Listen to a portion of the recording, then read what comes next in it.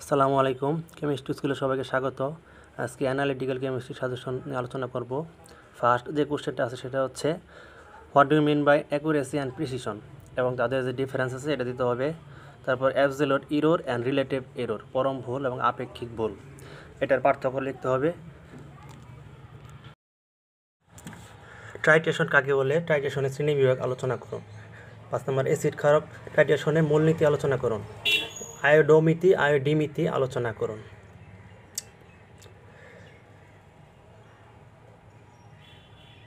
তারপর আছে পরিবাহিত মাত্রিক টাইট্রেশন কাকে বলে। এখানে 3 প্রকার আছে, 3টা প্রকার টাইট্রেশনে গ্রাফ সহ টাইট্রেশন, মানে কন্ডাক্টোমেট্রিক টাইট্রেশন, এগুলো শিখতে হবে। নেক্সট বিভিন্ন প্রকার লিগ্যান্ড, মনোডেন্টেড, বাইডেন্টেড, হেক্সাডেন্টেড। তারপর চিলেশন কি, ইডিটি হেক্সাডেন্টেড কেমনে হয় চিত্র সহ। কমপ্লেক্সোমেট্রিক টাইট্রেশন কাকে বলে, ইডিটি স্ট্যান্ডার্ড কেন ব্যবহার করা হয়, এটা আসবে। তারপরে ইডিটিএর ডাইসোডিয়াম ইডিটিএ কেন বেশি সুবিধাজনক, এটা আসতে পারে।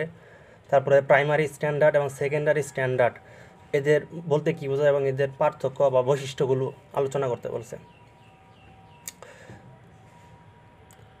এখানে ডিরেক্ট টাইট্রেশন আর হচ্ছে ব্যাক টাইট্রেশন, ইডিটিএর সাহায্যে এটা করতে বলছে।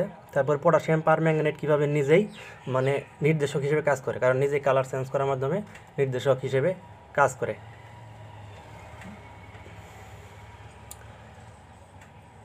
এরপর আসছে ভরমাত্রিক বিশ্লেষণ কাকে বলে, গ্র্যাভিমেট্রিক অ্যানালাইসিস, অম্লীয়মূলক আর ধাতুমূলক বিশ্লেষণে এটা পদ্ধতি কেমনে ব্যবহার করা হয় এ নিয়ে কোশ্চেন আসে। তারপরে সিলভার ক্লোরাইড রূপে ক্লোরাইড আয়ন নির্ণয় করতে এই গ্র্যাভিমেট্রিক অ্যানালাইসিস কেমনে কাজ করে, মূলনীতি সহ মানে কার্যপ্রণালী কেমনে হয় একটু আলোচনা করে দিবেন। তারপরে বিয়ার ল্যাম্বার সূত্রটি খুবই গুরুত্বপূর্ণ, এটা প্রতিবেদন করতে বলছে, এটার আলোচনা এবং সীমাবদ্ধতা বিস্তারিত, এটা খুবই ইম্পর্টেন্ট। এই সূত্রটি ব্যবহার করে অজানা দ্রবণে ঘনমাত্রা কীভাবে নির্ণয় করবেন, বর্ণালীমিতিক পদ্ধতির সাহায্যে, স্পেকট্রোফটোমেট্রিক সাহায্যে, এ ইকুয়াল টু এপসিলন ইসিএল, এই সূত্রটি ব্যবহার করে আমরা কনসেন্ট্রেশন বা ঘনমাত্রার মান নির্ণয় করতে পারবো। তারপরে সিঙ্গেল বিম এবং ডাবল বিম স্পেকট্রোফটোমিটার কী এবং তাদের পার্থক্য বিস্তারিত শিখতে হবে, পার্থক্যটাই মেন, পার্থক্যটা আসতে পারে হয়তো।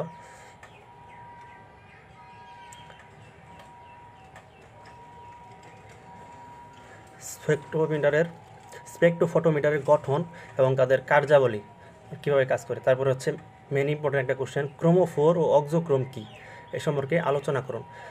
এগুলো মেনলি কালার যৌগগুলোতে থাকে। ক্রোমোফোর হচ্ছে মানে বর্ণ চিহ্নিতকারক, আর হচ্ছে অক্সোক্রোম মানে বর্ণ তৈরিতে সাহায্য করে।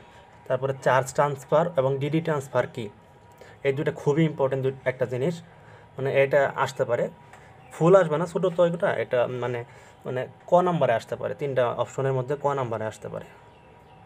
নেক্সট ক্রোমাটোগ্রাফি কাকে বলে, বিভিন্ন প্রকার ক্রোমাটোগ্রাফি আলোচনা করুন।